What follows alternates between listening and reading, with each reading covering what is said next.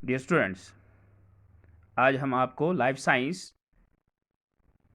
Natural resources में से एक इम्पॉर्टेंट टॉपिक पढ़ाने जा रहे हैं जिसे पोल्यूशन कहा जाता है।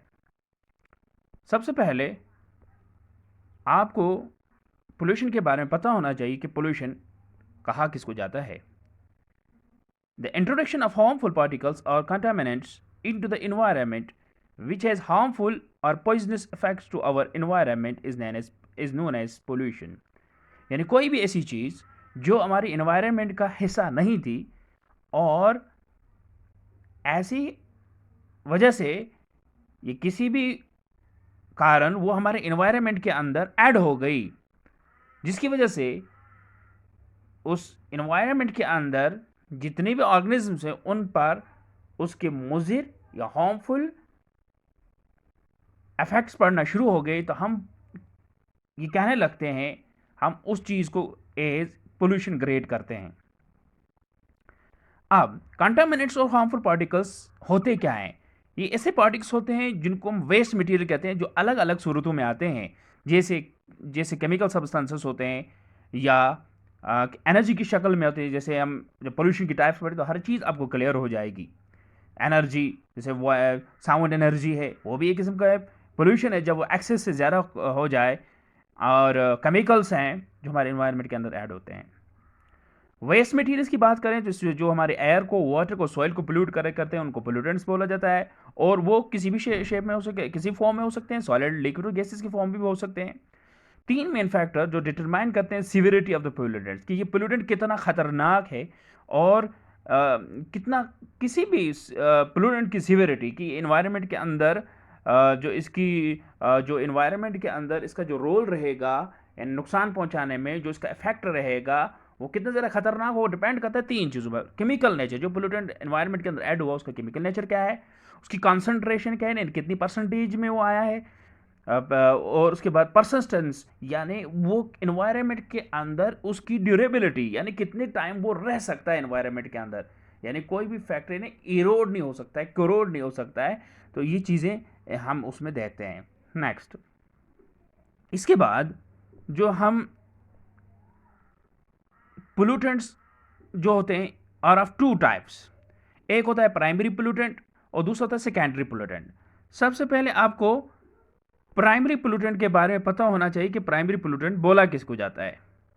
प्राइमरी पोल्यूटेंट वो पोल्यूटेंट होता है जो सोर्स से डायरेक्टली आता है। मिसाल के तौर पर आपकी ऑटोमोबाइल व्हीकल्स हैं, उनसे डायरेक्ट गैसेस निकलती हैं, जैसे सल्फर डाइऑक्साइड है, नाइट्रोजन ऑक्साइड से, कार्बन मोनोऑक्साइड से, जो आपके क्या कहते हैं कोल फैक्ट्री से या कोल पर चलने वाली चीज़ों से निकलते हैं, क्लोरोफ्लोरोकार्बन से यानी फ्रीजर्स से निकलने वाली गैसेस और बाकी बाकी चीज़ें, ये एक डायरेक्ट पोल्यूटेंट्स हैं जो डायरेक्ट सोर्स से आते हैं, डायरेक्ट एनवायरनमेंट के अंदर आ जाते हैं। इनको प्राइमरी पोल्यूटेंट्स यानी फर्स्ट पोल्यूटेंट्स, प्राइमरी, जिनको और कोई सोर्स नहीं है।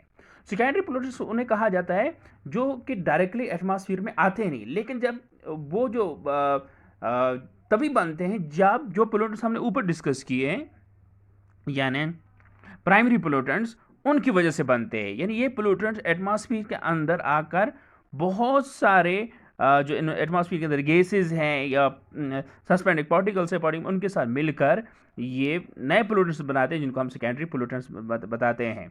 जैसे वो पार्टिकुलेट मैटर होगा जिसको हम जिसमें आप क्या फॉग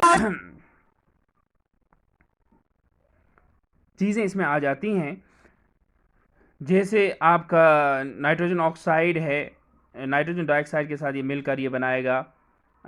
तो ये बहुत सारे पोल्यूटेंट्स, प्राइमरी पोल्यूटेंट्स एनवायरनमेंट के अंदर एटमॉस्फेयर में आकर मिलकर एक नया पोल्यूटेंट बनाते हैं जिसको हम सेकेंडरी पोल्यूटेंट बोलते हैं। इसके बाद टाइप्स ऑफ पोल्यूशन, इसमें एयर पोल्यूशन है, वाटर पोल्यूशन है, नॉइज पोल्यूशन है, सॉइल पोल्यूशन है, लाइट पोल्यूशन है, रेडियोएक्टिव पोल्यूशन है, थर्मल पोल्यूशन है, प्लास्टिक पोल्यूशन है और दूसरे बहुत सारे पोल्यूशंस हैं। इनको हम आगे इस चैप्टर की डिटेल में नेक्स्ट वीडियोस में हम आपको इनके बारे में पढ़ाएंगे। उसके बाद सोर्सेज ऑफ पोल्यूशन, यानी पोल्यूशन जो हो रहा है, चाहे वाटर, जैसे हमने टाइप्स की बात की, जैसे हमने आपको बताया कि पोल्यूशन जो है इतने टाइप्स के होते हैं, ये टाइप्स किस वजह से ये बताता है कि सोर्स कहाँ से इसका जो पोल्यूटेंट्स आ रहे हैं उनका सोर्स क्या है। जैसे burning of coal, fossil fuels, इसी पर मॉडर्न लाइफ रन कर रही है। कोल है आपका, किसमें यूज़ हो रहा है, फॉसिल फ्यूल्स हैं, पेट्रोलियम है, डीजल है, कैरोसिन है, वहाँ से। इसके बाद manufacturing oil refineries and other industries. और उसके बाद है हमारे पास व्हीकल्स एंड हैवी इक्विपमेंट, इतनी मशीनरी इंडस्ट्रीज चल रही हैं। वहाँ से आपका पावर प्लांट, यानी थर्मल पावर प्लांट की बात की जाए, आपके पास नेचुरल डिज़ास्टर है, यानी कहीं से क्या कहते हैं, अर्थक्वेक हो गया, या कहीं से और कोई ऐसी लावा एरप्शन हो गया, ठीक है, तो ऐसा भी एक कारण बनता है। और उसके बाद प्लास्टिक यूजेज, इसकी वजह से भी ये भी एक कारण है सोर्स इस पोल्यूशन का। उसके बाद यूज़ ऑफ इंसेक्टिसाइड्स, पेस्टिसाइड्स, ये भी किसी भी हद तक इसका भी बहुत बड़ा रोल एक बनता है पोल्यूशन में। और दूसरी चीज़ इसके हार्मफुल इफेक्ट्स। अभी तक हम इसका एक इंट्रोडक्टरी आपको इस यूनिट के बारे में, पोल्यूशन के बारे में बता रहे हैं। इसमें हम जो भी चीज़ हमने डिस्कस की, इनको हमने स्टेप बाय स्टेप, है ना, पोल्यूशन वाइज इनको हमें डिस्कस करना है। देखो, एडवर्स इफेक्ट ह्यूमन हेल्थ, सबसे बड़ी चीज़, अलग अलग बीमारियां लग जाती है, जैसे क्योंकि ह्यूमन बीइंग या कोई भी लिविंग ऑर्गन इस एनवायरनमेंट का एक इम्पॉर्टेंट हिस्सा है। और जो भी इन्वायरनमेंट के अंदर चेंज आएगी, उस चेंज का डायरेक्ट इफेक्ट एक ह्यूमन लाइफ पर पड़ता है। और उसके बाद अब फॉरेस्ट्स, इस पूरे इन्वायरनमेंट का एक इम्पॉर्टेंट पार्ट, आपके प्लांट्स, फूड, क्रॉप्स, ये तमाम चीज़ें इफेक्ट होंगी, फिर ह्यूमन लाइफ भी इफेक्ट होती है। Adverse effect on soil, yes, soil pollution. Adverse effect on ocean, आपका वाटर है, आपका जो भी वाटर रिसोर्सेज है उस पर इसका इफेक्ट पड़ता है। स्टेचूज़, मतलब जो भी आप स्टेचूज़ देखते हैं, जैसे मोनूमेंट्स, ब्रिज एक्स्ट्रा, उन पर भी इसका बहुत ज़्यादा असर पड़ता है।